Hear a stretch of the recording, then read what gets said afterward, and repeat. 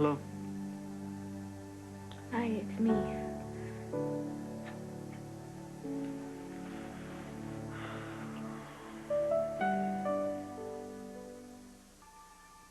Brenda, are you okay? Yeah, I'm fine. I was just sitting here in front of my fire and I realized that I forgot to get the realtor's number from you.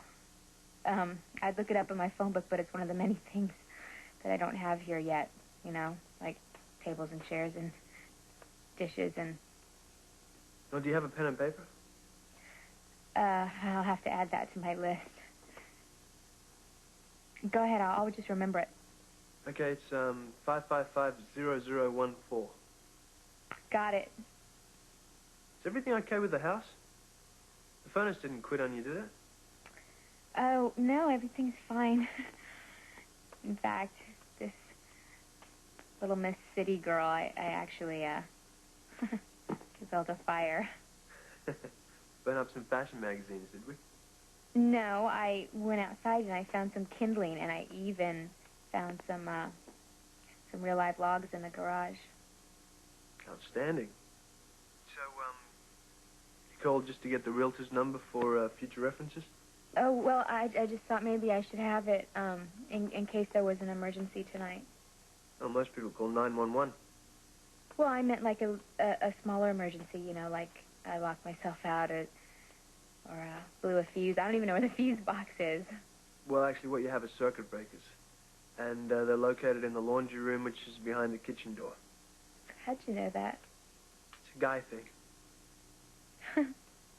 Well, thank God you're a guy, because I wouldn't want to spend the first night in my new house in the dark, right? Well, not much sense of that. I mean, you have your trusty flashlight, don't you? Yeah. It's right here. So I guess I don't have to call the realtor now. I'm sorry. Sorry that I bothered you. Oh, yeah, big bother. Brenda? Yeah? I can be there in 5 minutes. Just say the word.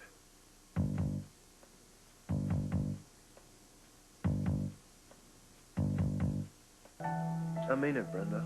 I can come right over if you want me to. You know, it would be so easy for me to say yes to that. Well, then say it. Look, Brenda, you just moved into an empty house surrounded by half an acre of woods. It's only natural you want a little bit of company when the roof starts creaking. You know, this is not about the things that go bump in the night. It's about the fact that I've never faced the reality of being alone. Well, that's not true. I mean, you moved into a hotel alone to kick those painkillers. Right, and how long did that last for? About 2 or 3 weeks before I went running back into the arms of Sonny. That got me right back here, where I started. Well, why don't you just take it one little bit at a time? I mean, you know, half day here, a few hours there. Yeah, at that rate, I'll be ready to stand on my own 2 feet in the year 2000. I feel like if I can make it through this night without screaming or running to someone and asking them to hold my hand, that maybe I'll get my confidence back. So you're absolutely sure you don't want me to come over? Just for a few minutes? No. I think all I really needed was this. I just needed to hear your voice on the other line. I didn't mean to keep you on the phone for this long. You know, it sounds like you could use a cup of hot chocolate. Why don't you put the phone down and go put the kettle on? I'll call you back in 5 minutes. Jax, there's no kettle or hot chocolate here. Oh. Well, why don't you check the cupboards just to make sure?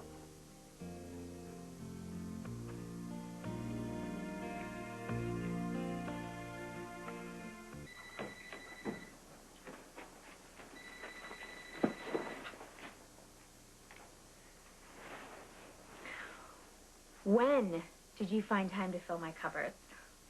It's a trade secret. I can't believe you even put my favorite whipped cream in the refrigerator. Well, I mean, what's hot chocolate without whipped cream, right? You are so amazing, you know that? And thanks for calling me back. I know this phone thing must seem a little stupid. Not at all.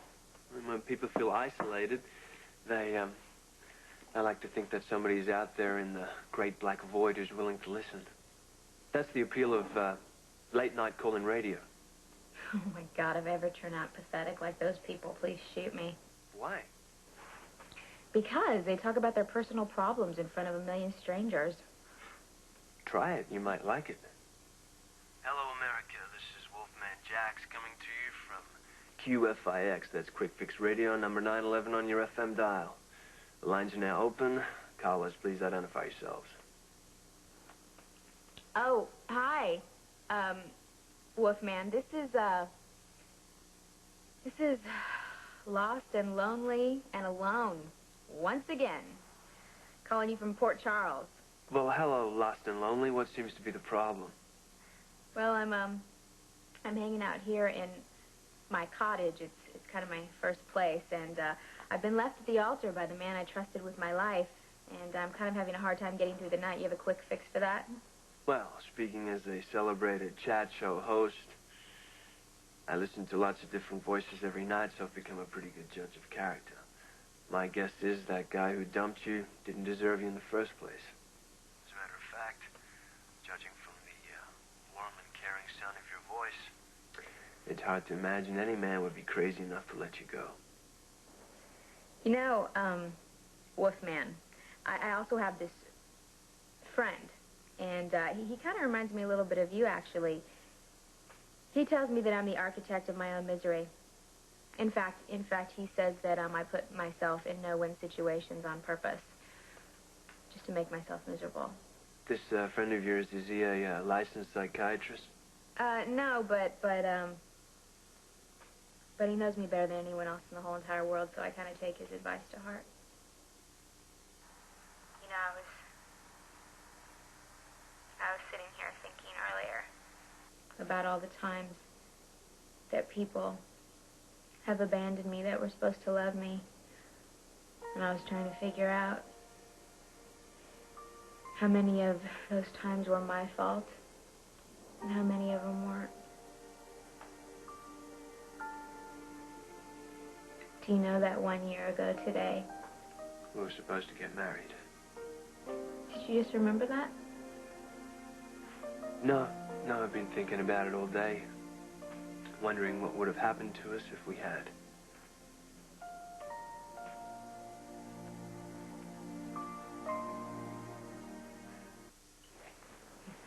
I thought you'd forgotten.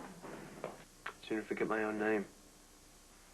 So is that the real reason you wanted to be alone tonight? Part of it. Oh, my God, I just thought of something so scary. I just imagined us, like, 80 years old, still getting together for the anniversary of the day we're supposed to get married. Well, it doesn't sound that scary. Sounds kind of like fun.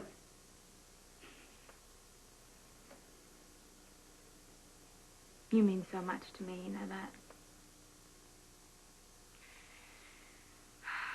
I just keep on thinking, you know, that somewhere along the line here it has to start becoming about us letting go and not holding on until our fingers bleed. You were the one who said that I need to move on with my life, and I don't know how I'm going to do that when I keep on dwelling in the past. Sorry. I should have realized today was a hard day. You don't need me around reminding you of the time I made you feel as bad as Sonny did. It was totally different with you. Sonny left me standing at the altar without any explanation, and there was no way that you could have known what was going to happen. You thought that Miranda was dead. Well, the result's the same. You still ended up alone. Yeah, but it was supposed to be that way. I mean, I had unfinished business, you know, just like you did with Sonny. I just didn't figure it out till later. Okay, so there you go. There is something to celebrate then. We got lucky. Fate stepped in and kept us from making a terrible mistake. Yes, you're right.